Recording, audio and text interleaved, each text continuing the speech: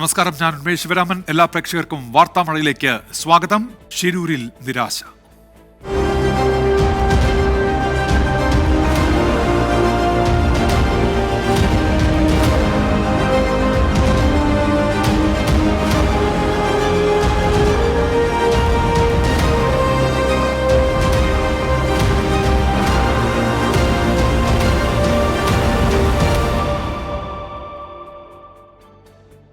ഷിരൂരിൽ മണ്ണിടിച്ചിലിൽ കാണാതായുള്ള അർജുനായുള്ള രക്ഷാദൌത്യം താൽക്കാലികമായി അവസാനിപ്പിച്ചു. മുങ്ങൽ വിദഗ്ധൻ ഈശ്വർ മാൽപേ നടത്തിയ പരിശോധനയിൽ ചെളിയും മണ്ണും പാറയും മാത്രമാണ് കാണാനായത്. പുഴയിലെ ഒഴുക്ക് കുറഞ്ഞ ശേഷം ദൌത്യം പുനരാരംഭിക്കാനും അവലോകന യോഗത്തിൽ തീരുമാനിച്ചു. തൃശൂരിൽ നിന്ന് ഡ്രെഡ്ജിംഗ് മെഷീൻ എത്തിക്കുമെന്ന് കാർവാർ MLA സതീഷ് കൃഷ്ണസൈൽ പറഞ്ഞു. No, they will make the watch. SDRF will make the watch because some floating and all this thing. If the river is cleared, within 3 hours, our Ishwar Malpe has told, just give me a call, I will be here. And for that, he has told, I don't want anything if the river is clean. With his torch only, he can do that work. രക്ഷാദൌത്യം നിർത്തരുത് എന്ന അവലോകന യോഗത്തിൽ ആവശ്യപ്പെട്ടെന്ന് M. Vijin MLA. നമ്മൾ ആ മീറ്റിങ്ങിനകത്ത് നമ്മളുടെ എന്താണ് ആവശ്യം, നമ്മുടെ കൺസേൺ എന്താണ്, സ്റ്റോപ്പ് ചെയ്യരുത്, നമ്മൾ കണ്ടിന്യൂ ചെയ്ത് കാര്യങ്ങൾ കൊണ്ടുപോകണം എന്നുള്ളത് ശക്തമായി തന്നെ പറഞ്ഞു. പാൻറ്റൂൺ ഉൾപ്പെടെ ഒരുപാട് സംവിധാനങ്ങൾ നമ്മൾ പലപ്പോഴായി ചർച്ച ചെയ്യപ്പെട്ടു. അതൊന്നും അത് ഞാൻ മീറ്റിങ്ങിനിടയിൽ മന്ത്രിയോട് തന്നെ പറയുകയുണ്ടായി. അത്തരം കാര്യങ്ങളൊന്നും ഇവിടെ എത്തിപ്പെട്ടിട്ടില്ല എന്നുള്ളത് വളരെ ഗൗരവമായി നിൽക്കുന്നുണ്ട്. പക്ഷേ നമ്മളിപ്പോഴും ആ ആവശ്യം തന്നെയാണ് കണ്ടിന്യൂ ചെയ്ത് അവരോട് റിക്വസ്റ്റ് ചെയ്തുകൊണ്ടിരിക്കുന്നത്. കാരണം ഒരു സ്റ്റേറ്റിൻ്റെ തീരുമാനത്തിൻ്റെ മുകളിലേക്ക് നമുക്ക് ശക്തമായി കടന്നു കയറുക എന്നുള്ളതല്ല, അവരോട് ആവശ്യം ഉന്നയിക്കുക എന്നുള്ളതാണ് നമുക്കിവിടെ നിർവഹിക്കാൻ വേണ്ടി പറ്റുന്നത്. ആധുനിക സാങ്കേതിക വിദ്യ ഉപയോഗിച്ച് തിരച്ചിൽ തുടരണമെന്നും പെട്ടെന്ന് തിരച്ചിൽ നിർത്തുന്നത് ഉൾക്കൊള്ളാൻ കഴിയില്ലെന്നും അർജുന്റെ കുടുംബത്തിന്റെ പ്രതികരണം. ഇനിയും ഇതിന് പല കാര്യങ്ങളും പറഞ്ഞിട്ട് നിർത്തുക എന്ന് പറയുമ്പോൾ നമുക്കത് അക്സെപ്റ്റ് ചെയ്യാൻ പറ്റില്ല. അത് പെട്ടെന്ന് തുടർന്ന് പോകണം തന്നെയാണ്. ഇതുവരെ നടത്തിയ രക്ഷാപ്രവർത്തനം പ്ലസ് അഡീഷണൽ ആയിട്ട് വേണ്ട എല്ലാ രീതിയിലുള്ള ടെക്നോളജികളും കാര്യങ്ങളുമായിട്ട് മുന്നോട്ട് തന്നെ പോകണം എന്നാണ് നമുക്ക് പറയാനുള്ളത്. ഇതുവരെയൊക്കെ നമ്മുടെ സർക്കാരാണെങ്കിലും അവിടുത്തെ സർക്കാരാണെങ്കിലും അല്ലെങ്കിൽ ഇവിടുത്തെ എല്ലാ രീതിയിലുള്ള സപ്പോർട്ടും നമുക്ക് കിട്ടിയിട്ടുണ്ടായിരുന്നു. അവരെല്ലാവരും തന്നെ നല്ല രീതിയിൽ എഫേർട്ട് എടുത്തിട്ട് നമുക്കും അതിൽ വിശ്വാസം ഉണ്ടായിരുന്നു. പക്ഷേ ഇപ്പോൾ പെട്ടെന്ന് നിർത്തുക എന്ന് പറയുമ്പോൾ നമുക്കത് ആക്സെപ്റ്റ് ചെയ്യാൻ പറ്റുന്ന കാര്യമല്ല. നമുക്ക് അർജുനെ പോലെ തന്നെ വേറെ 2 പേരെയും കൂടി കണ്ടു കിട്ടാനുണ്ട്. അപ്പോൾ എത്രയും പെട്ടെന്ന് അവരെ തിരിച്ചു കിട്ടുന്നവരെ ഈ തിരച്ചിൽ യാതൊരു കാരണവശാലും നിർത്തരുതെന്നാണ് അപേക്ഷിക്കുന്നത്. അരുൺ പാറയ്ക്കലുണ്ട് ഇപ്പോൾ ഷിരൂരിൽ നിന്ന് തത്സമയം വിവരങ്ങളുമായി. അരുൺ, ഒടുവിൽ ഈ ഉന്നതതല യോഗത്തിന്റെ തീരുമാനമാണല്ലോ വന്നത്.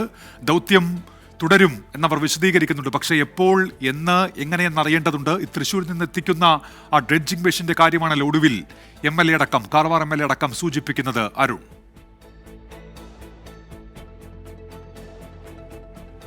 ഉന്മേഷ്, ഇന്ന് വൈകിട്ട് 6 മണിയോടുകൂടി അവലോകന യോഗം നടന്നു.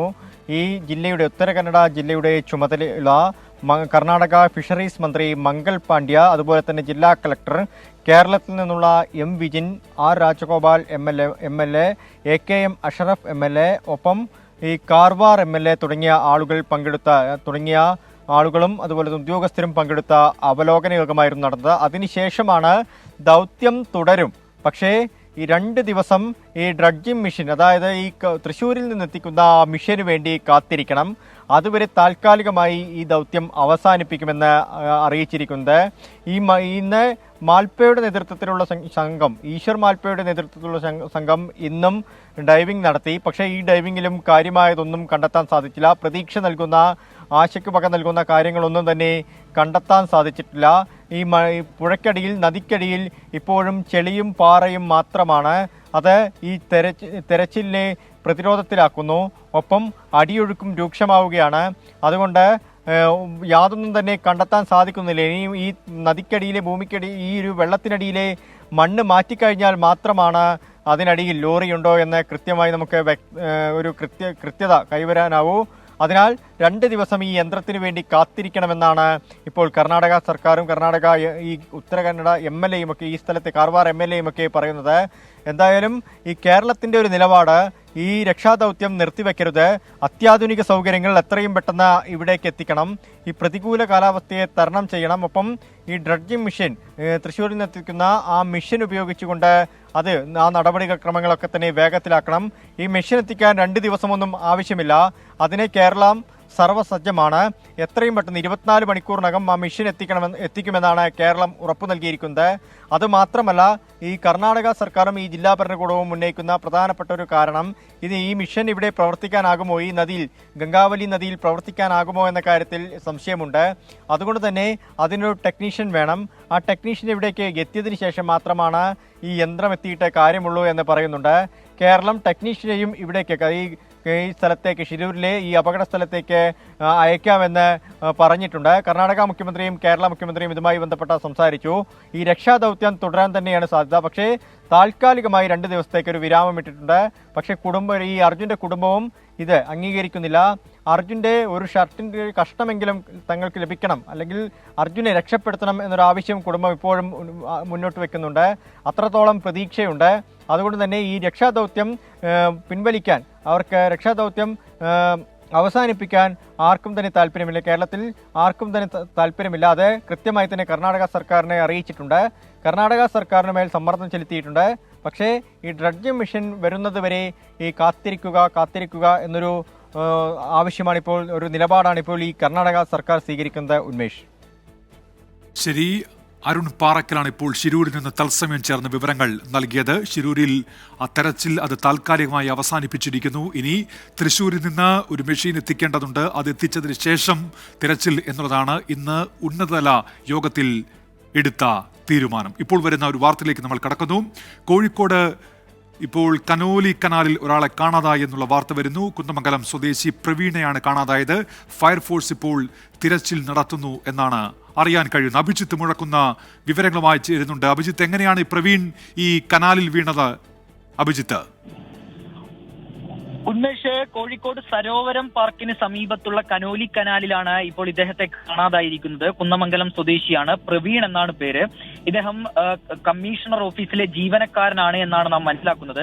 സാധാരണ രീതിയിൽ ഇദ്ദേഹം ഈ കനോലി കനാലിന് സമീപത്ത് ഈ ചൂണ്ടയിടാനൊക്കെ വരാറുള്ള ഒരാളാണ്. അതിനിടയിൽ ബദ്ധത്തിൽ കനോലി കനാലിൽ പതിച്ചു എന്നുള്ളതാണ് നിലവിൽ ലഭ്യമാകുന്ന വിവരം. ഏതായാലും ഉടൻ തന്നെ ആ സമയത്ത് അവിടെ ഉണ്ടായിരുന്നവർ ഫയർഫോഴ്സിനെ വിവരം അറിയിക്കുകയും നിലവിൽ ഫയർഫോഴ്സിന്റെ ഭാഗത്തു നിന്ന് തെരച്ചിൽ ഊർജിതമായി നടക്കുകയും ചെയ്യുന്നുണ്ട്. മഴ പെയ്ത സമയമാണ്, അതിനാൽ തന്നെ കനോലി കനാലിൽ വളരെയധികം ജലനിരപ്പ് ഉയർന്നിട്ടുണ്ട്. അതിനാൽ ഏതെങ്കിലും തരത്തിൽ ആ രീതിയിൽ അബദ്ധത്തിൽ ഈ വെള്ളത്തിലേക്ക് വീണതാണോ എന്നുള്ളൊരു സംശയമാണ് നിലനിൽക്കുന്നത്. ഏതായാലും ഫയർഫോഴ്സിന്റെ ഭാഗത്ത് നിന്ന് ഇപ്പോൾ ഇയാൾക്കായുള്ള തിരച്ചിൽ ഊർജിതമായി നടക്കുന്നുണ്ട്. ഉന്മേഷ്. കോഴിക്കോട് സരോവരം പാർക്കിന് സമീപത്തെ കനോലി കനാലിലാണ് ഇപ്പോൾ ഒരാൾ വീണിരിക്കുന്നത്. കുന്നമംഗലം സ്വദേശി പ്രവീണാണ് അപകടത്തിൽപ്പെട്ടത് എന്നാണ് മനസ്സിലാക്കാൻ കഴിയുന്നത്. പ്രവീണിനായുള്ള തെരച്ചിൽ അവിടെ പുരോഗമിക്കുന്നു. ഫയർഫോഴ്സ് എത്തി പ്രവീണിനായി ഇപ്പോൾ തിരച്ചിൽ നടത്തുന്നു എന്നാണ് മനസ്സിലാക്കാൻ കഴിയുന്നത്. സംസ്ഥാനത്തിന്റെ വിവിധ ഭാഗങ്ങളിൽ കനത്ത മഴയുണ്ട്. അതിനിടെയാണ് കോഴിക്കോട് കനോലി കനാലിൽ ഒരാൾ വീണു എന്നുള്ള വാർത്ത വരുന്നത്. കുന്നമംഗലം സ്വദേശിയാണ് ഇപ്പോൾ കനാലിൽ വീണിരിക്കുന്നത്. ഫയർഫോഴ്സ് തെരച്ചിൽ നടത്തുകയാണ്. ഡൽഹിയിൽ സിവിൽ സർവീസ് കോച്ചിംഗ് സെന്റർ അപകടത്തിൽ 3 വിദ്യാർത്ഥികൾ മരിച്ച സംഭവത്തിൽ പ്രതിഷേധം ശക്തം. 9 ആവശ്യങ്ങൾ ഉന്നയിച്ച് റോഡ് ഉപരോധിച്ച വിദ്യാർത്ഥികളെ അറസ്റ്റ് ചെയ്ത് നീക്കി. പോസ്റ്റ്മോർട്ടം നടപടികൾ വൈകുന്നുവെന്ന് മരിച്ചവരുടെ ബന്ധുക്കൾ ആരോപിച്ചു. മുഖ്യമന്ത്രി പിണറായി വിജയനും രാഹുൽ ഗാന്ധിയും അനുശോചനം അറിയിച്ചു.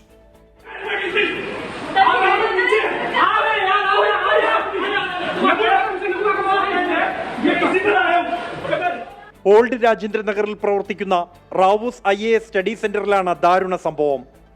ശക്തമായ മഴയിൽ ഓടയിലെ വെള്ളം ഗേറ്റ് തകർത്ത ബേസ്മെന്റിൽ പ്രവർത്തിക്കുന്ന ലൈബ്രറിയിലേക്ക് ഇരച്ചു കയറി. ആ സമയത്ത് ഒരു 10-40 ലൈബ്രറി ഉണ്ടായിരുന്നാണ് നമ്മൾ അറിഞ്ഞത്. അതിൽ കുറേ പേരൊക്കെ ഓടി രക്ഷപ്പെട്ടു, കുറേ പേര് NDRF രക്ഷപ്പെടുത്തി. പക്ഷേ എങ്കിലും കുറേയേറെ കുട്ടികൾ അതിൽ ട്രാപ്പായി പോവുകയായിരുന്നു. തിരുവനന്തപുരം സ്വദേശി നെവിൻ ഡാൽവിൻ, ഉത്തർപ്രദേശ് സ്വദേശി ശ്രേയ യാദവ്, തെലങ്കാന സ്വദേശി തന്യ സോണി എന്നിവരാണ് മരിച്ചത്. മൃതദേഹങ്ങൾ ആറന്മുള ആശുപത്രി മോർച്ചറിയിൽ സൂക്ഷിച്ചിരിക്കുകയാണ്. പോസ്റ്റ്മോർട്ടം നടപടികൾ വൈകുന്നുവെന്ന് ബന്ധുക്കൾ ആരോപിച്ചു. और यहाँ के जो मुझे जानकारी मिली थी कि सुबह 9 बजे पोस्टमार्टम स्टार्ट हो जाएगा और अभी तक स्टार्ट नहीं हुआ, तो आपके माध्यम से एक तो इसको प्रक्रिया को थोड़ा जल्दी करा दें. मैं रहने वाला अम्बेडकर नगर का हूँ, तो मुझे वहाँ जाना है. 800 किलोमीटर दूर है. അപകടത്തിന് പിന്നാലെ 9 ആവശ്യങ്ങൾ ഉന്നയിച്ച വിദ്യാർത്ഥികൾ കരോൾ ബാഗിൽ റോഡ് ഉപരോധിച്ചു. DCP M ഹർഷവർദ്ധൻ വിദ്യാർത്ഥികളുമായി ചർച്ച നടത്തിയെങ്കിലും ഫലം കണ്ടില്ല. പ്രതിഷേധക്കാരെ കസ്റ്റഡിയിലെടുത്ത് നീക്കി.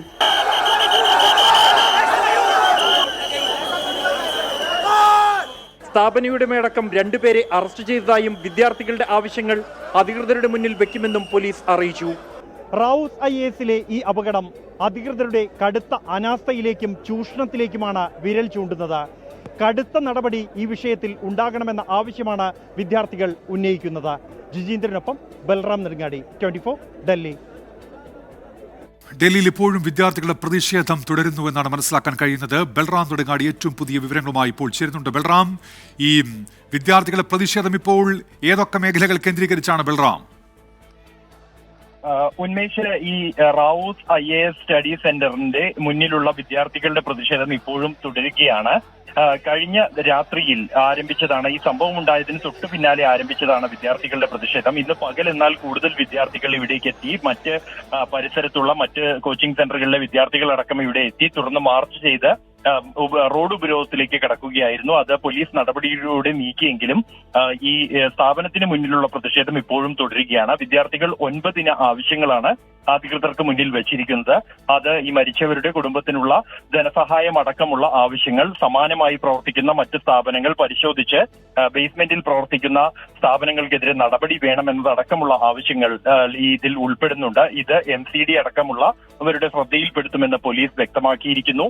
തുടർന്ന് ഈ വിഷയത്തിലുള്ള ഇടപെടൽ പോലീസിന്റെ ഭാഗത്തു നിന്നും ഉണ്ടാകുമെന്നാണ് മനസ്സിലാക്കാൻ കഴിയുന്നത്. ഒപ്പം തന്നെ മരിച്ചവരിൽ മലയാളിയായ നെവിൻ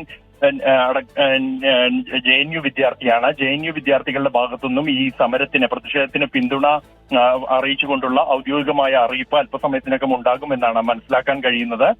അതുകൊണ്ട് തന്നെ പ്രതിഷേധം വരും ദിവസങ്ങളിലും ശക്തമായി തുടരും. അതേസമയം നാളെ ആയിരിക്കും ഈ മരിച്ച 3 വിദ്യാർത്ഥികളുടെയും പോസ്റ്റ്മോർട്ടം നടപടികൾ നടക്കുക. അവരുടെ 3 പേരുടെയും ബന്ധുക്കൾ ഇപ്പോൾ ഡൽഹിയിൽ എത്തിയിട്ടുണ്ട്. ബൽറാം നെടുങ്ങാടിയാണ് വിവരങ്ങൾ നൽകിയത്. അപ്പോൾ അവിടെ ഇപ്പോഴും പ്രതിഷേധം തുടരുന്നുവെന്നാണ് ബൽറാം അറിയിക്കുന്നത്. ഒട്ടേറെ പ്രേക്ഷകർ മഴ വിവരങ്ങൾ അറിയിക്കുന്നുണ്ട്. ഒപ്പം അവധിയുണ്ടോ എന്നുള്ള പതിവ് ചോദ്യം ഉയരുന്നുണ്ട്. ഒരു ജില്ലയിലും ജില്ലാ കളക്ടർമാർ ഇപ്പോൾ അവധി പ്രഖ്യാപിച്ച വിവരമില്ല. അത്തരമൊരു വിവരം എത്തിയാൽ പ്രേക്ഷകരിലേക്ക് നമ്മൾ ആ സമയം തന്നെ എത്തിക്കുകയും ചെയ്യും. സംസ്ഥാനത്ത് വ്യാപക മഴ എന്നാണ് പ്രേക്ഷകർ അറിയിക്കുന്നത്. കൊല്ലം പുനലൂരിലേക്കാണ് പോകുന്നത്. ശക്തമായ കാറ്റിൽ കൊല്ലം പുനലൂരിൽ വ്യാപക നാശം. പുനലൂർ ശിവൻകോവിൽ റോഡിൽ മരം കടപുഴകി വീണു. പ്രദേശത്ത് പാർക്ക് ചെയ്തിരുന്ന സ്കൂട്ടറിന് കേടുപാടുണ്ടായി. AV ജയശങ്കർ വിശദാംശങ്ങളുമായി ഇപ്പോൾ ചേരുന്നുണ്ട്. ജയശങ്കർ, ഈ കൊല്ലത്തിന്റെ കിഴക്കൻ മേഖലയിൽ ഇപ്പോഴും ശക്തമായ കാറ്റുമഴയുണ്ടോ?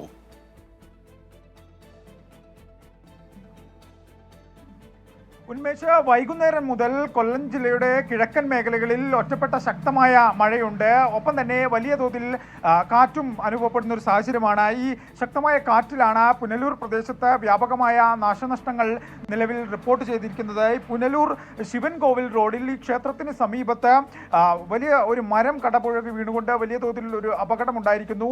നിരവധി ഇലക്ട്രിക് പോസ്റ്റുകൾ ഈ പ്രദേശത്ത് തകർന്ന ഒരു സാഹചര്യമുണ്ട്. ഈ മരം വീണ അപകടത്തിന് പിന്നാലെ ഈ പ്രദേശത്ത് നിർത്തിയിട്ട മോട്ടോർ ബൈക്കുകൾ ഉൾപ്പെടെയുള്ള വാഹനങ്ങൾക്ക് ഭാഗികമായി കേടുപാടുകൾ സംഭവിച്ചിട്ടുണ്ട്. ഒപ്പം തന്നെ ഈ അപകടത്തിൽ ഒരു കടയ്ക്കും ഒപ്പം തന്നെ മറ്റൊരു വീടിനും ചെറിയ ഭാഗികമായ കേടുപാടുകൾ നിലവിൽ സംഭവിച്ചിട്ടുണ്ട്. KCBക്ക് ഉൾപ്പെടെ വലിയ തോതിലുള്ള നഷ്ടമാണ് ഈ കനത്ത കാറ്റിലുണ്ടായിരിക്കുന്നത്. KCBയുടെ നിരവധി വൈദ്യുത പോസ്റ്റുകൾ തകർന്ന സ്ഥിതിയിലാണ്. വൈദ്യുതിയും മറ്റും പുനഃസ്ഥാപിക്കാനുള്ള ശ്രമം KCB പുരോഗമിക്കുകയാണ്. ഒപ്പം തന്നെ ഈ പ്രദേശത്ത് കഴിഞ്ഞ കുറേ മണിക്കൂറുകളായി വലിയ തോതിലുള്ള കാറ്റാണ് വലിയ പ്രതിസന്ധി സൃഷ്ടിക്കുന്നത്. ആ മഴ, ഇടവിട്ടുള്ള മഴ മാത്രമാണ് പെയ്യുന്നത്. ഈ കൊട്ടാരക്കരയിലും ഒപ്പം തന്നെ ഈ പ്രദേശത്തും മലയോര മേഖലയിലും എല്ലാം തന്നെ ഇടവിട്ടുകൊണ്ട് ശക്തമായ മഴ കഴിഞ്ഞ കുറേ മണിക്കൂറുകളായി പെയ്യുന്നുണ്ട്. ഈ മഴയോടൊപ്പം ഈ മലയോര മേഖലയിൽ, വനത്തോട് ചേർന്നുള്ള മേഖലയിൽ ശക്തമായ കാറ്റാണ് പ്രതിസന്ധി സൃഷ്ടിക്കുന്നത്.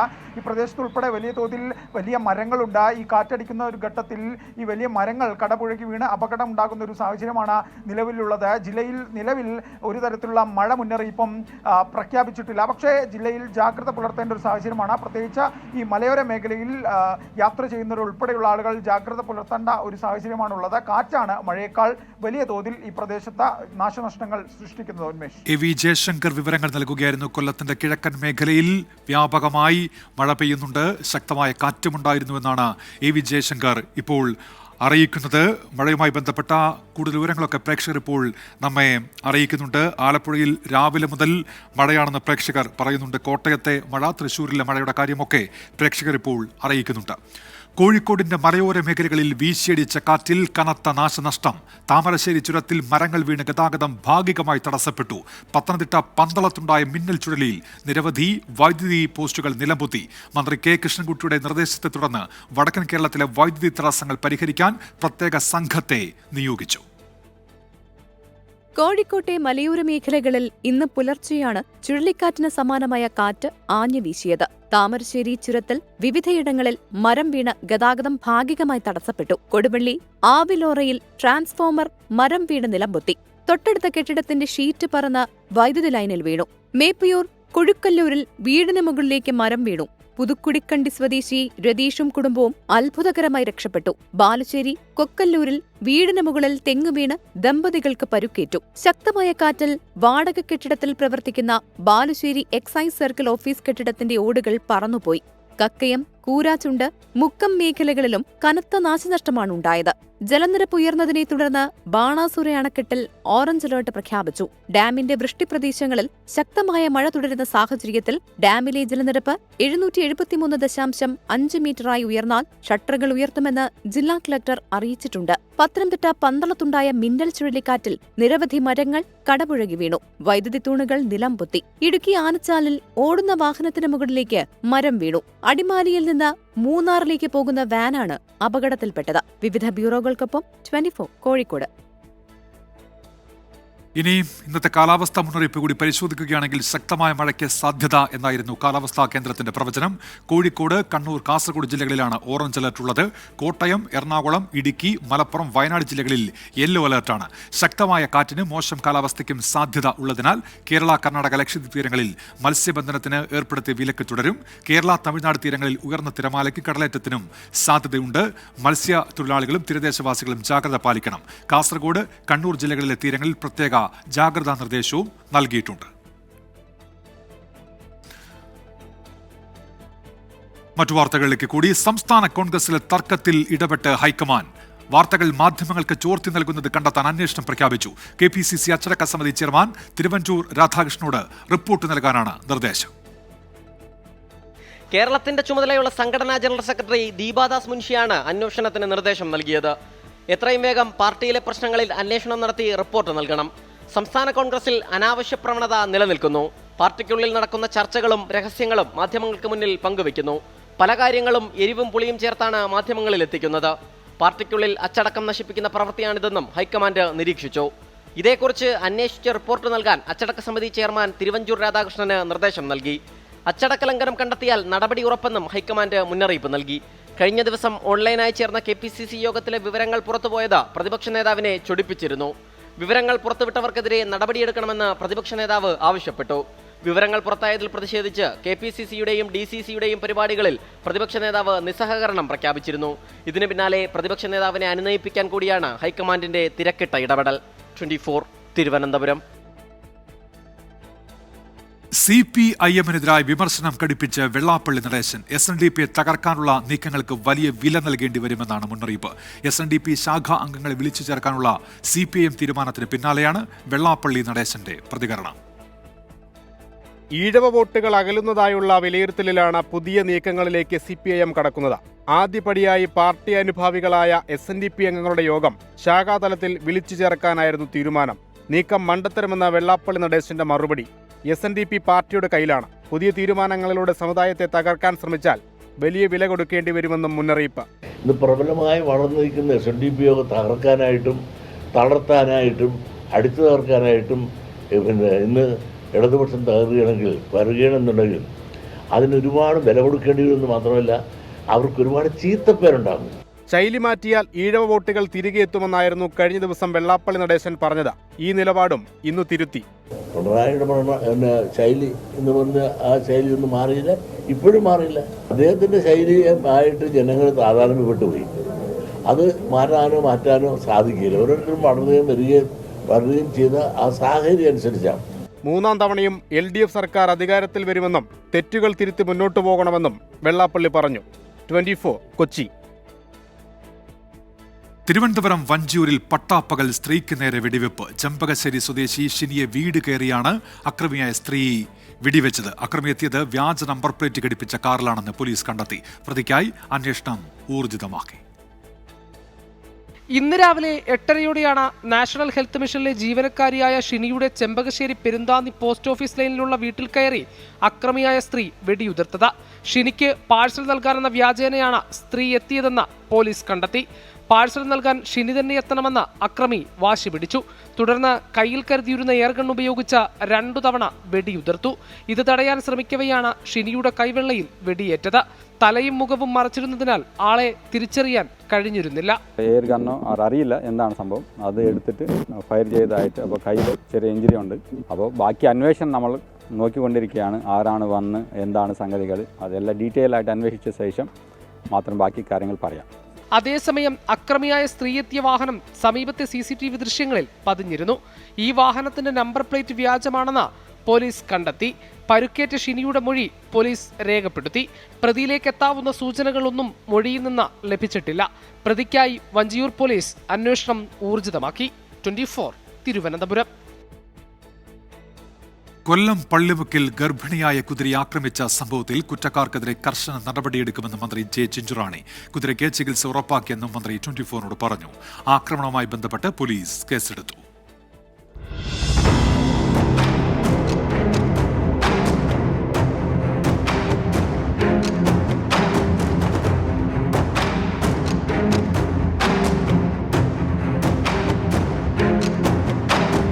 CCTV ദൃശ്യങ്ങൾ കേന്ദ്രീകരിച്ച് നടത്തിയ അന്വേഷണത്തിലാണ് പ്രതികളെക്കുറിച്ചുള്ള വിവരങ്ങൾ പോലീസിന് ലഭിച്ചത്.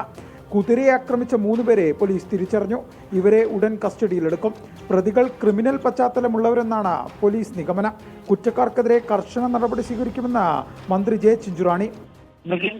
ഇത്തരം ഒരു ക്രൂരത എന്തിന്റെ പേരിലായാലും നമുക്ക് ഒരു കാരണവശാലും അതൊന്നും ന്യായീകരിക്കാൻ പറ്റാത്ത ഒന്നല്ല. ഇത് വളരെ അടിയന്തരമായി തന്നെ 1960 മൃഗങ്ങളോടുള്ള ക്രൂരത തടയൽ എന്ന PCA ആക്ടിന്റെ പരിധിയിൽ വരുന്ന ഒരു കേസും കൂടിയാണിത്.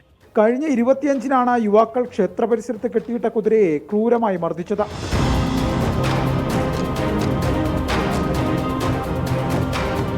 വടക്കേവിള നെട്ടിയം സ്വദേശി ഷാനവാസ് മൻസിലിൽ ഷാനവാസിന്റെ കുതിരയെ ക്ഷേത്രഭാരവാഹികളുടെ അനുമതിയോടെയാണ് ക്ഷേത്ര പരിസരത്ത് കെട്ടിയത്. കുതിരയെ പരിപാലിക്കുന്ന യുവാക്കൾ എത്തിയപ്പോഴാണ് കുതിരയെ അവശനിലയിൽ കണ്ടെത്തിയത്. തുടർന്ന് ഉടമയെത്തി ക്ഷേത്രത്തിലെ CCTV ദൃശ്യങ്ങൾ പരിശോധിച്ചപ്പോഴാണ് യുവാക്കളുടെ ക്രൂരത കണ്ടത്. ആരോ സാമൂഹ്യ വിരുദ്ധർ കുതിരയെ നല്ലപോലെ പെരുമാറിയ CCTV ദൃശ്യങ്ങൾ കണ്ടാൽ ഒരു മനുഷ്യനും പൊറുക്കാത്ത രീതിയിലാണ് ചെയ്തിരിക്കുന്നത്. എൻ്റെ കാല്, കൈ, ശരീരം മൊത്തം അടിച്ച് ഉടച്ച് നശിപ്പിച്ചു നിർത്തിയിരിക്കുകയാണ്. ശരീരമാകെ മാരകമായ രീതിയിൽ ചതവേറ്റ നിലയിൽ 5 മാസം മുമ്പാണ് കുതിരയെ ഗുജറാത്തിൽ നിന്ന് വാങ്ങിയത്. 24 കൊല്ലം. നിരവധി UAPA കേസുകളിൽ പ്രതിയായ മാവോയിസ്റ്റ് സോമൻ അറസ്റ്റിലായി. ഭീകരവിരുദ്ധ സേനയും സ്പെഷ്യൽ ഓപ്പറേഷൻ ഗ്രൂപ്പും ചേർന്നാണ് പിടികൂടിയത്. വയനാട്ടിലേക്ക് പോകുമ്പോൾ ഷൊർണൂർ റെയിൽവേ സ്റ്റേഷനിൽ വെച്ചാണ് സോമൻ പിടിയിലായത്. പോലീസുകാരെ ആക്രമിച്ചതടക്കം നിരവധി കാപ്പ കേസുകളിൽ ഉൾപ്പെടെ പ്രതിയാണ് മാവോയിസ്റ്റ് പ്രവർത്തകനായ സോമൻ. നാടുകാണി ദളത്തിന്റെ കമാൻഡറായ സോമൻ വയനാട്ടിലേക്ക് പോകുന്നതിനിടെ ഇന്നലെ രാത്രി ഷൊർണൂർ റെയിൽവേ സ്റ്റേഷനിൽ നിന്നാണ് പിടിയിലാകുന്നത്. ഭീകരവിരുദ്ധ സേനയും സ്പെഷ്യൽ ഓപ്പറേഷൻ ഗ്രൂപ്പും ചേർന്ന് നടത്തിയ രഹസ്യ ഓപ്പറേഷനാണ് സോമനെ കുരുക്കിയത്. കൽപ്പറ്റ സ്വദേശിയായ സോമൻ 2012 മുതലാണ് മാവോയിസ്റ്റ് സംഘത്തിൽ ചേർന്നത്. തെരഞ്ഞെടുപ്പ് കാലത്ത് മാനന്തവാടിയിൽ തൊഴിലാളി ലയത്തിലെത്തിയ സായുധ സംഘത്തിൽ സോമനുമുണ്ടായിരുന്നു. കഴിഞ്ഞ ദിവസം പിടിയിലായ മനോജ് സോമനോടൊപ്പം ചേർന്നാണ് പ്രവർത്തിച്ചിരുന്നത്. 24 പാലക്കാട്. തൃശൂർ വലപ്പാട് മണപ്പുറം ഫിനാൻസ് ലിമിറ്റഡിൽ നിന്ന് കോടികൾ തട്ടിയ ജീവനക്കാരി ധന്യ മോഹന്റെ കസ്റ്റഡി അപേക്ഷ നാളെ സമർപ്പിക്കും. പണം ചെലവഴിച്ചത് ഉൾപ്പെടെയുള്ള കാര്യങ്ങൾ കണ്ടെത്തേണ്ടതുണ്ട് എന്ന് പോലീസ്. പ്രതി കുറ്റം സമ്മതിച്ചിട്ടുണ്ടെങ്കിലും പണം ചെലവഴിച്ചതിനെക്കുറിച്ച് വ്യക്തമായ വിവരം നൽകിയിട്ടില്ല. മണപ്പുറം ഫിനാൻസ് ലിമിറ്റഡിലെ അസിസ്റ്റന്റ് മാനേജറായിരുന്ന ധന്യ മോഹൻ ഡിജിറ്റൽ ലോൺ ഇടപാടുകളിലൂടെയാണ് പണം തട്ടിയത്. സോഫ്റ്റ്വെയറിലെ പിഴവ് ഉപയോഗപ്പെടുത്തി പണം തട്ടുകയായിരുന്നുവെന്നാണ് പോലീസ് വിലയിരുത്തൽ. പ്രതി കുറ്റം സമ്മതിച്ചെങ്കിലും പണം ചിലവഴിച്ചതിനെക്കുറിച്ച് വ്യക്തമായ വിവരം നൽകിയിട്ടില്ല. ഭൂമി വാങ്ങിയെന്നും ബന്ധുക്കളടക്കം പലരെയും സഹായിച്ചുവെന്നുമാണ് മൊഴി. പൂർണ്ണമായും പോലീസ് മൊഴി മുഖവിലക്കെടുത്തിട്ടില്ല. നേരത്തെ തയ്യാറാക്കിയ മൊഴിയാണോ ധന്യ നൽകുന്നതെന്ന സംശയമാണ് പോലീസിനുള്ളത്. ധന്യയെ കസ്റ്റഡിയിൽ വാങ്ങി ചോദ്യം ചെയ്യുന്നതിലൂടെ കൂടുതൽ വ്യക്തത വരുത്താൻ കഴിയുമെന്ന പ്രതീക്ഷയിലാണ് അന്വേഷണ സംഘം. 24 തൃശൂർ. തിരുവനന്തപുരത്ത് പോലീസ് ജീപ്പ് പാർവതി പുത്തനാറിലേക്ക് മറഞ്ഞു. പേട്ട പോലീസ് സ്റ്റേഷനിലെ വാഹനമാണ് നിയന്ത്രണം തെറ്റി മറഞ്ഞത്. 2 പോലീസ് ഉദ്യോഗസ്ഥർക്ക് നിസ്സാര പരുക്കേറ്റു.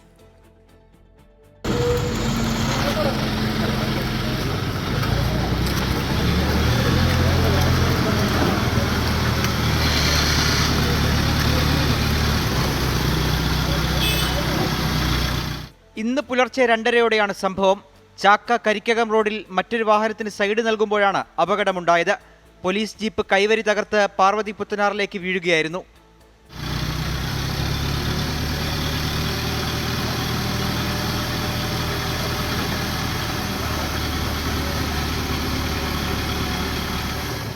വാഹനത്തിലുണ്ടായിരുന്ന പേട്ട പോലീസ് സ്റ്റേഷനിലെ 2 ഉദ്യോഗസ്ഥർ നീന്തി രക്ഷപ്പെട്ടു. തൊട്ടുപിന്നാലെ ക്രെയിൻ എത്തിച്ച് വാഹനം കരയ്ക്ക് കയറ്റി. അപകടത്തിൽപ്പെട്ട ജീപ്പ് പുലർച്ചെ തന്നെ സ്റ്റേഷനിലേക്ക് മാറ്റി. 24 തിരുവനന്തപുരം. ശിരൂർ ദുരന്തത്തിന്റെ പശ്ചാത്തലത്തിൽ 24ന്റെ പ്രത്യേക പരമ്പര ദുരന്തം വരുന്ന വഴികൾ.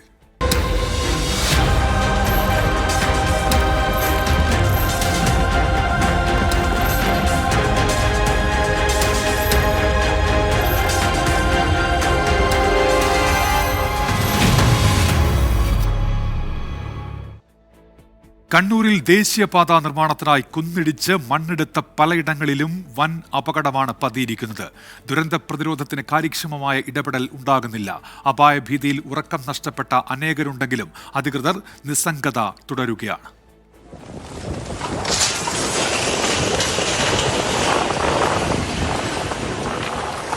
അശാസ്ത്രീയമായി വലിയ ആഴത്തിൽ കുന്നിടിച്ചുള്ള ദേശീയപാതാ നിർമ്മാണം സൃഷ്ടിക്കുന്ന അപകട സാധ്യതകളുടെ ക്ലാസിക് ഉദാഹരണമാണ് എനിക്ക് പിന്നിൽ കാണുന്ന കണ്ണൂർ ആറ്റടപ്പയിലെ ആ തകർന്ന വീട്. സോയിൽ നെയിലിംഗ് അടക്കമുള്ള സംരക്ഷണ കവചങ്ങൾ ഇവിടെ യാതൊരു പ്രയോജനവും ചെയ്തില്ലെന്നതുകൂടി കാണണം. കണ്ണൂർ ആറ്റടപ്പയിൽ 20 മീറ്റർ താഴ്ചയിലാണ് ദേശീയപാതാ നിർമ്മാണത്തിനായി കുന്നിടിച്ചത്. മണ്ണിടിച്ചിൽ തടയാൻ സോയിൽ നെയിലിംഗ് ചെയ്തെങ്കിലും ഫലമുണ്ടായില്ല. എല്ലാം സുരക്ഷിതമെന്ന് അവകാശപ്പെട്ടെങ്കിലും നിർമ്മാണം നടക്കുന്നതിന് സമീപത്തെ ഷീബയുടെ വീട് നിലംപൊത്തി. തൊട്ടടുത്ത VV ഉപേന്ദ്രന്റെ വീടും അപകടാവസ്ഥയിൽ. നമ്മളൊരു പട്ടിക്കൂടിൻ്റെ ഒരു പട്ടയില്ല അത്ര പോലും തിക്നെസ് ഇല്ലാതെ ഒരു ഇത് വെച്ചിട്ടാണ് സോയിൽ നൈലിംഗ് ചെയ്യുന്നത്. അപ്പോൾ അത് ഒരിക്കലും നമുക്ക് ഒരു സേഫ്റ്റിയും നമ്മളെ വീടുകൾക്കൊന്നും കൊടുക്കാനും പറ്റില്ല. ഈ വഴി യാത്ര ചെയ്യുന്ന ആളുകൾക്കും കൊടുക്കാൻ പറ്റില്ല. ഏത് സമയത്തും അത് സോയിൽ നൈലിംഗ് അടക്കം അടന്നു വീഴാൻ സാധ്യതയുണ്ട്. എളയാവൂരിലും കാര്യങ്ങൾ വ്യത്യസ്തമല്ല. ഏറ്റെടുത്ത ഭൂമിയുടെ പരിധിയും വിട്ട് മണ്ണിടിച്ചിൽ. അന്തിയുറങ്ങുന്ന വീട് എപ്പോൾ വേണമെങ്കിലും നിലം പൊത്താമെന്ന ആശങ്കയിൽ പ്രദേശവാസിയായ ബിജു. നല്ലൊരു ഉറപ്പിലുള്ള മഴയും കൂടി പെയ്തിട്ടുണ്ടെങ്കിൽ, കാരണം അതിൻ്റെ ഉള്ളിൽ ഫുൾ വെള്ളം കെട്ടിയിട്ട് നിൽക്കുന്നുണ്ട്. ഇപ്പോൾ അവസ്ഥ കണ്ടിട്ടുണ്ടാവുമല്ലോ, അതിൻ്റെ നേരെ വേക്കലല്ലേ അടിയിൽ തെങ്ങ്. ഇനി അതും കൂടി പൊട്ടിക്കഴിഞ്ഞാൽ പിന്നെ എന്തെയും അടുക്കളേൻ്റെ ഭാഗം എത്തി. ഇപ്പോഴത്തെ അവസ്ഥയിൽ ഇത് എങ്ങനെ പൊട്ടുന്നുള്ളതെന്ന് നമുക്കറിയില്ല. നമുക്കൊരു സംരക്ഷണം തരണം, അതാണ് നമ്മുടെ ആവശ്യം. എന്തായാലും ആവശ്യം. 30 മീറ്റർ ആഴത്തിൽ മണ്ണെടുത്ത തളിപ്പറമ്പിലെ പുളിമ്പറമ്പ്, എടക്കാട് മേഖലയിലെ പൂരോന്നുകുന്ന്. ആശങ്കപ്പെടുത്തുന്ന അശാസ്ത്രീയ നിർമ്മാണങ്ങൾ അനവധിയിടങ്ങളിൽ. കോൺക്രീറ്റ് സംരക്ഷണ ഭിത്തി അനിവാര്യമായ ഇടങ്ങളിൽ സോയിൽ നെയിലിംഗ് മാത്രം. വൻ ദുരന്തങ്ങൾ പടിവാതിൽക്കലെങ്കിലും ദേശീയപാത അതോറിറ്റിയും ജില്ലാ ഭരണകൂടവും നിസ്സംഗത വിട്ടുണർന്നിട്ടില്ല. മിഥുൻ ചാത്തോത്തിനൊപ്പം സജോ ദേവസ്യാം, 24 കണ്ണൂർ. വയനാട് സുൽത്താൻ ബത്തേരിക്കും ഗുണ്ടൽപേട്ടിനുമിടയിൽ വനപാതയിൽ കർണാടക ട്രാൻസ്പോർട്ട് ബസിന് നേരെ പാഞ്ഞെടുത്ത് ആന. ഒരു കാലിൽ ചങ്ങലയിട്ട ആന ഡ്രൈവറുടെ ക്യാബിനിൽ തുമ്പിക്കൈ കൊണ്ട് തിരയുന്ന ദൃശ്യങ്ങൾ പുറത്തുവന്നു. ബന്ദിപ്പൂരിലെ രാമപുര ആന സങ്കേതത്തിലെ ആനയാണ് ഇതെന്നാണ് സൂചന.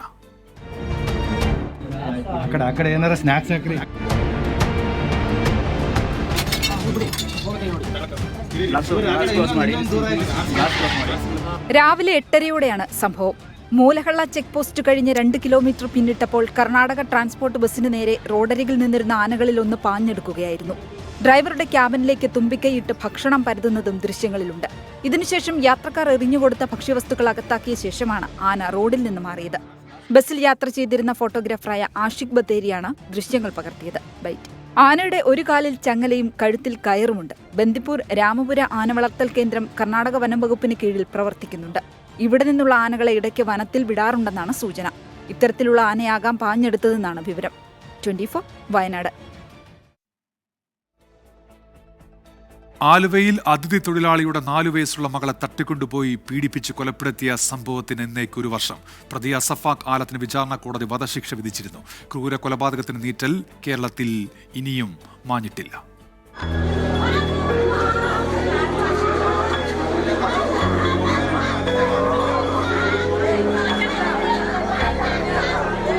ഈ അമ്മയുടെ കരച്ചിലങ്ങനെ മലയാളികൾക്ക് പെട്ടെന്ന് മറക്കാനാവില്ല. ഒരുപാട് പ്രതീക്ഷകളുമായി ബീഹാറിൽ നിന്ന് കേരളത്തിലേക്ക് എത്തിയ കുടുംബം. അതിലൊരു 4 വയസ്സുകാരിയും ഉണ്ടായിരുന്നു. അസഫാഖ് ആലം എന്ന കൊടും കുറ്റവാളി 4 വയസ്സുകാരിയെ കൊന്നു കുഴിച്ചുമൂടിയിട്ട ഇന്നേക്ക് 1 വർഷം. കുട്ടിയെ കാണാനില്ല എന്ന വാർത്ത വന്നത് മുതൽ ഒരപകടവുമില്ലാതെ തിരിച്ചു കിട്ടുമെന്ന പ്രതീക്ഷയിലായിരുന്നു നാടൊന്നാകെ. പക്ഷേ ആലുവ മാർക്കറ്റിന് സമീപമുള്ള കുറ്റിക്കാട്ടിൽ നിന്ന് ലഭിച്ചത് 4 വയസ്സുകാരിയുടെ ചേതനയറ്റ ശരീരം.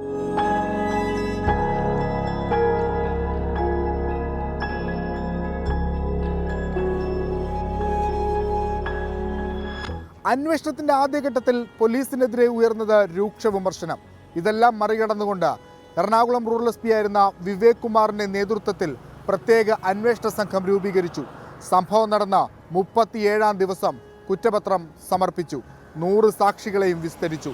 21-ാം ദിവസം വിചാരണ പൂർത്തിയായി. അഡ്വക്കേറ്റ് മോഹൻ രാജായിരുന്നു സ്പെഷ്യൽ പബ്ലിക് പ്രോസിക്യൂട്ടർ. ഏറ്റവും ഒടുവിൽ കഴിഞ്ഞ വർഷം നവംബർ 14 ശിശുദിനത്തിന്റെ അന്ന് ശിശുഘാതകനായ അസഫക് ആലത്തിന് കോടതി തൂക്കുകയർ വിധിച്ചു. നിലവിൽ വിയ്യൂർ ജയിലിൽ ശിക്ഷ അനുഭവിക്കുകയാണ് അസഫക് ആലം. ആലുവയിൽ 4 വയസ്സുകാരിക്കേറ്റ ക്രൂരപീഡനം അവസാനത്തേതാകുമെന്ന് പോലീസും അധികാരവർഗങ്ങളും ഒരുപോലെ പറഞ്ഞിരുന്നു. 1 മാസത്തിനിപ്പുറം എടയപ്പുറത്ത് 8 വയസ്സുകാരിയെ വീട്ടിൽ നിന്ന് തട്ടിക്കൊണ്ടുപോയി പീഡിപ്പിച്ചു. പെരുമ്പാവൂരിൽ 14 വയസ്സുകാരിക്കും 3 വയസ്സുകാരിക്കും ലൈംഗിക അതിക്രമണം നേരിട്ടു. ആലുവയിൽ മാത്രമല്ല സംസ്ഥാനത്തുടനീളം പോക്സോ കേസുകളിൽ ഗണ്യമായ വർധനവാണ് ഉണ്ടായത്. ഒരു വശത്ത് ബോധവൽക്കരണവും പോലീസ് നടപടിയും ഒക്കെ നടക്കുന്നുണ്ടെങ്കിലും കുട്ടികൾക്കെതിരായ ലൈംഗിക അതിക്രമ കേസുകളുടെ എണ്ണത്തിൽ കുറവൊന്നും സംഭവിച്ചിട്ടില്ല. മാതൃകാപരമായ ശിക്ഷ നൽകാത്തതാണ് ഇതിന് കാരണമെന്ന് പൊതുസമൂഹം വിമർശനമായി ഉയർത്തുന്നുണ്ട്. ആലുവ കേസിൽ പോലീസും കോടതിയും സ്വീകരിച്ച ജാഗ്രതയും മാതൃകാപരമായ ഇടപെടലും പോക്സോ കേസുകളിൽ തുടർന്നും സ്വീകരിക്കാവുന്നതാണ്. അങ്ങനെയെങ്കിൽ കുട്ടികൾ നേരിടുന്ന പ്രതിസന്ധികൾക്ക് ഒരു പരിധിവരെ പരിഹാരം കാണാനാകും. കൊച്ചിയിൽ നിന്ന് വിഷ്ണു സുരേഷ്, 24. ഒളിമ്പിക്സ് ബാഡ്മിന്റണിൽ മലയാളി താരം HS പ്രണോയ്ക്ക് വിജയത്തുടക്കം. ജർമ്മൻ താരത്തെ നേരിട്ടുള്ള ഗെയിമുകൾക്ക് തോൽപ്പിച്ചു. സ്പോർട്സ് ഡെസ്കിൽ നിന്ന് ഇപ്പോൾ വിവരങ്ങളുമായി അനിൽ വാസുദേവ് ചേരുന്നുണ്ട് തത്സമയം. അനിൽ, എന്തൊക്കെയാണ് വിവരങ്ങൾ? ഉന്മേഷ, അങ്ങനെ ഒളിമ്പിക്സിൽ പ്രണോയ്ക്കും വിജയത്തുടക്കം ലഭിച്ചിരിക്കുകയാണ്. പ്രണോയ് നേരിട്ടുള്ള ഗെയിമുകൾക്ക് ജർമ്മൻ താരത്തെയാണ് തോൽപ്പിച്ചത്. 21-18, 21-12 എന്ന സ്കോറിനാണ് പ്രണോയുടെ ജയം.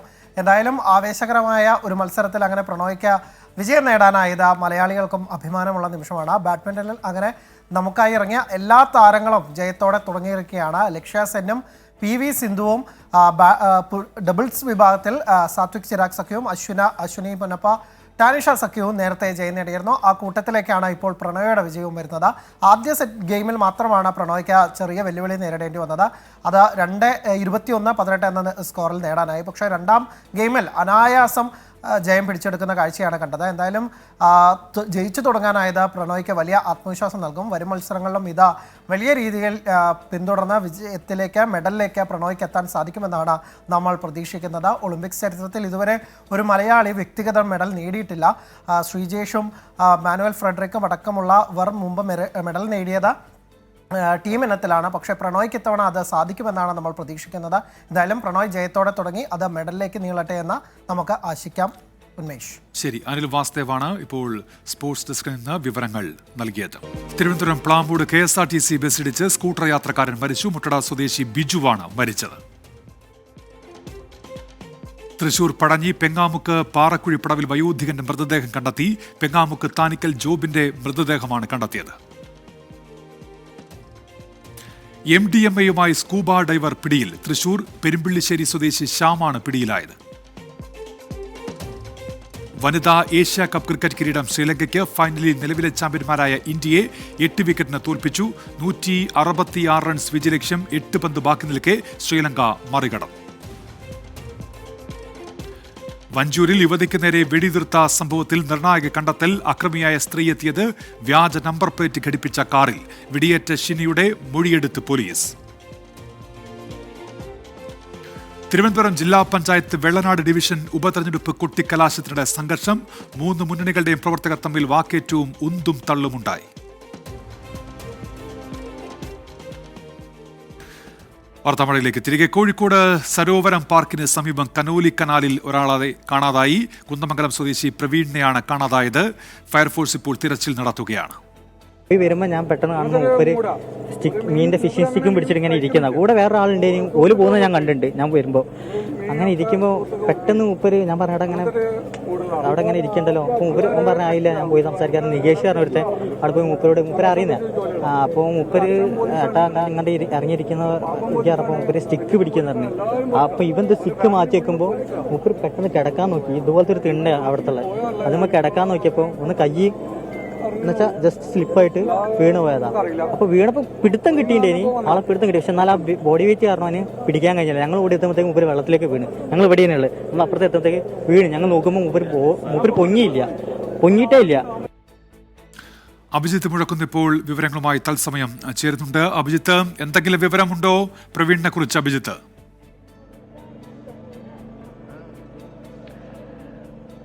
ഉന്മേഷ്, നിലവിൽ തിരച്ചിൽ തുടരുകയാണ്. സ്കൂബ ടീം അംഗങ്ങൾ ഇപ്പോൾ കനോലി കനാലിലേക്ക് ഇറങ്ങി പ്രവീണിനായുള്ള തിരച്ചിൽ നടത്തുന്നുണ്ട്. നേരത്തെ ആദ്യഘട്ടം എന്ന നിലയിൽ അവർ ഈ ഭാഗത്ത്, അതായത് പ്രവീണിനെ കാണാതായ ഭാഗത്ത് തിരച്ചിൽ നടത്തിയിരുന്നു.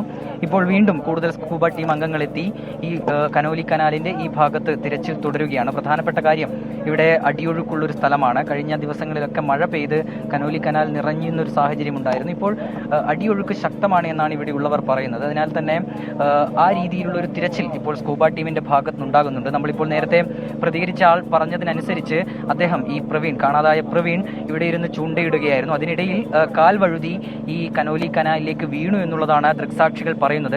ആദ്യഘട്ടത്തിൽ അദ്ദേഹത്തെ രക്ഷപ്പെടുത്താനുള്ള ഒരു ശ്രമമൊക്കെ നടന്നിരുന്നു, പക്ഷേ രക്ഷപ്പെടുത്താനായി സാധിച്ചില്ല. നിലവിൽ ആ ഘട്ടത്തിൽ തന്നെ അവർ ഫയർഫോഴ്സിനെയും പോലീസിനെയും ഒക്കെ വിവരമറിയിക്കുകയും തുടർന്ന് ഫയർഫോഴ്സ് എത്തി ഈ ഒരു തെരച്ചിൽ ആരംഭിക്കുകയും ചെയ്തിട്ടുണ്ട്. ചേട്ടാ, ഇവിടെ നിന്ന് ഒലിച്ചു പോകാനുള്ള, ഒഴുകി പോകാനുള്ള ഒരു സാധ്യതയുണ്ടോ?